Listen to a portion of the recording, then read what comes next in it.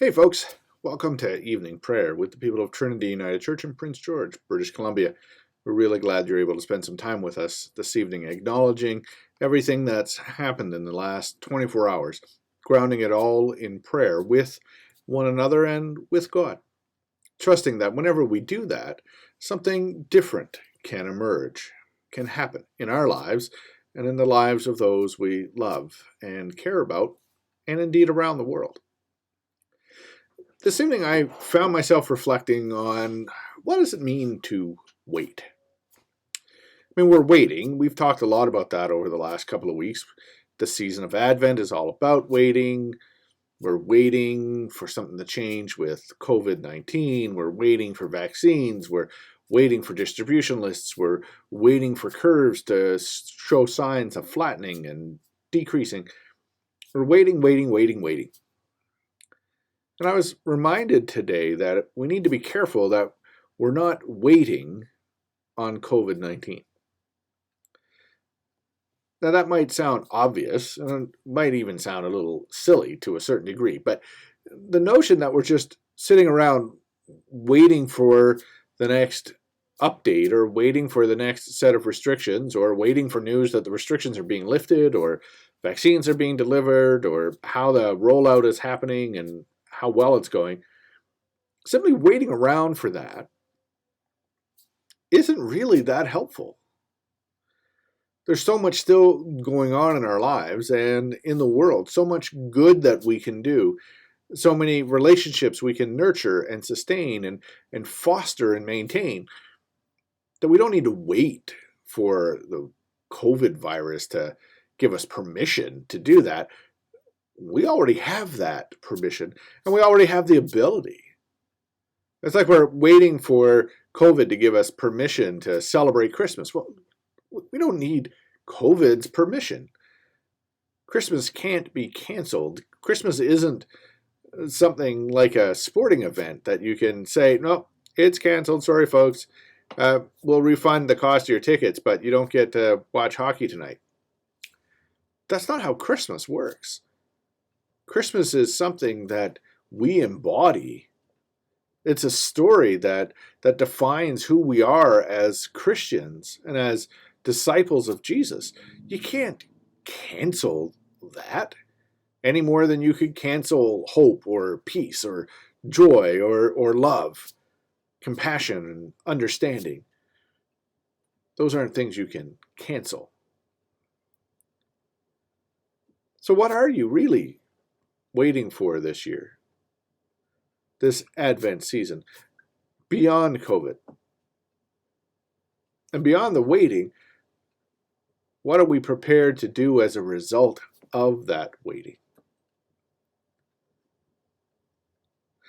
I found myself also today looking for pieces of music that just kind of brought me some joy.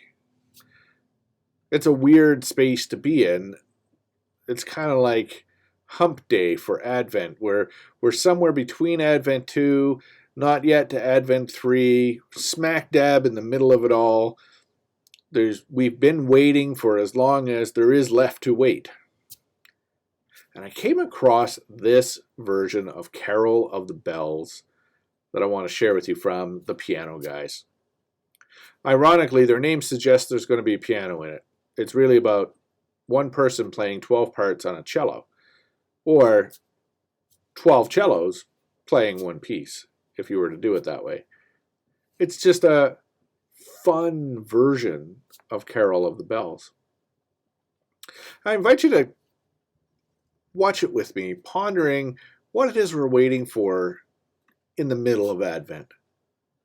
What are we really waiting for, and what are we prepared to do as a result of all that waiting?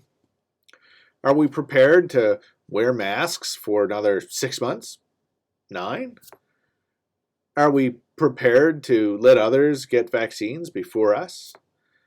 Are we prepared to let some things stay in the pre-pandemic world so that we can focus our energy on different things in the post-vaccine world?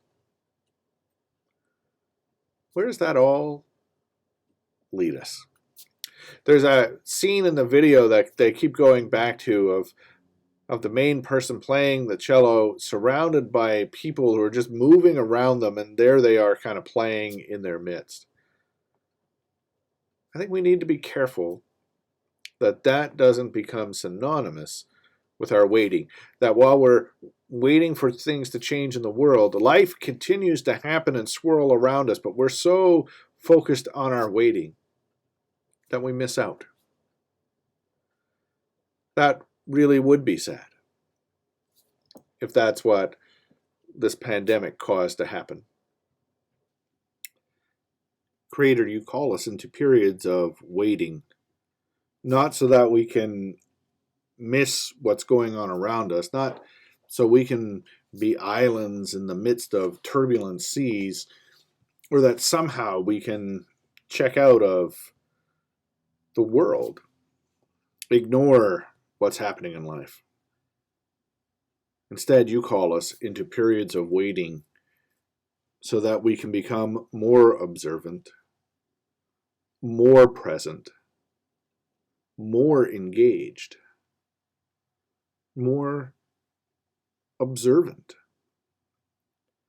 so that we can participate more fully in all of the various things that life has to offer to us. And so this evening we ask that in the midst of our waiting, you would help us to realize that the waiting leads to action. Like Mary's waiting, it leads to embodying something new and wonderful and amazing in the world that we don't have to be afraid of.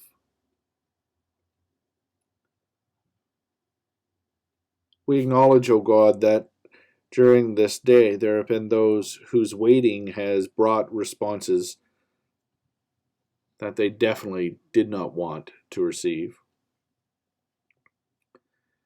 Diagnosis of illnesses that are untreatable. Realities of end of life on earth. Frustrations about not being able to travel, be near family, the continued sense of isolation.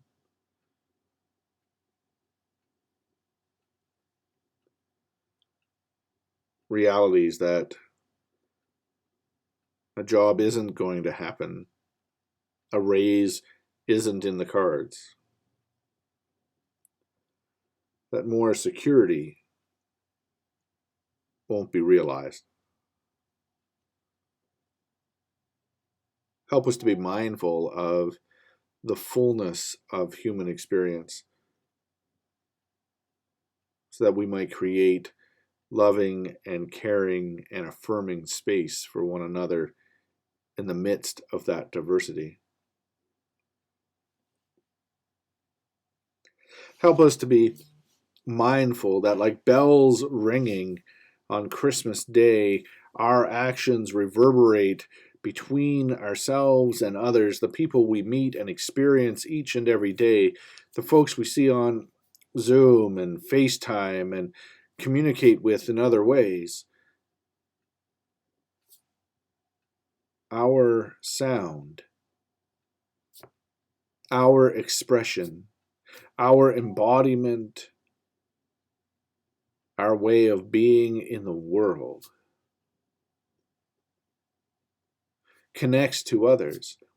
And together, when we join our forces, when we join our harmonics, we create beautiful music. Beautiful music that is filled with waiting in the space between one note and the next, where one part comes in and another overlaps, and yet the waiting is part of the beauty, and the beauty is part of the reality, and the reality is embodied in action.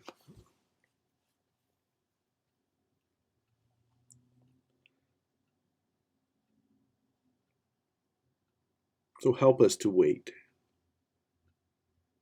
and see and act. This evening, O God, we name some people aloud and within this community, but we also know that there are many, many others that we carry within our hearts and minds. We offer them all to you in prayer. Jim and Sylvia, Carmen and Brad, Laura B., Donna, Aaron, Bevan, Bruce C., Gary G., Gordon and Marg, Brenda and Irv, Nathan and Anna, Jackie H., Sydney B., Larry T., RP, Catherine, Joe M., Beverly M., Jeff, Laura H., Mike, Sig V., Scott and family. We remember Lydia as she wrestles with how to remember her father and her brother. Pray for John Barger, Bev Miller, Susan, Linda, and Gail with the death of George. We pray for Karen L., David P., Holly and Mike, and Heather L. Be near us all, O God, during this season of waiting and anticipating, when we wrestle with all kinds of emotions, especially those of us who are discovering anew what it's like to walk with grief. Be with our healthcare professionals, those who will be transporting vaccines and those who will be working with them. Be with the people who will receive those vaccines. And this evening in particular, we remember LGBT 2S plus people who have experienced and continue to experience violence against their bodies, their minds, and their spirits. Help us to create safer places for all your people, where the fullness of our humanity and our divinity can be experienced, expressed, shared, and affirmed. Hear these our prayers, O God, as we seek to be your waiting people of action. Amen. Friends, thanks again for joining with me here at Trinity United Church in Prince George, British Columbia. Every evening at about 8 p.m. Pacific, we gather together for evening prayer. It's our hope that wherever you find yourself in this moment, it's a place where you can be safe, be calm, and be community. Together, let's keep wearing our masks, staying away from any crowds, home as much as we can. And let's remember that in the midst of waiting, there is still much living to be done. And let's gather together for evening prayer tomorrow at 8 p.m. Pacific.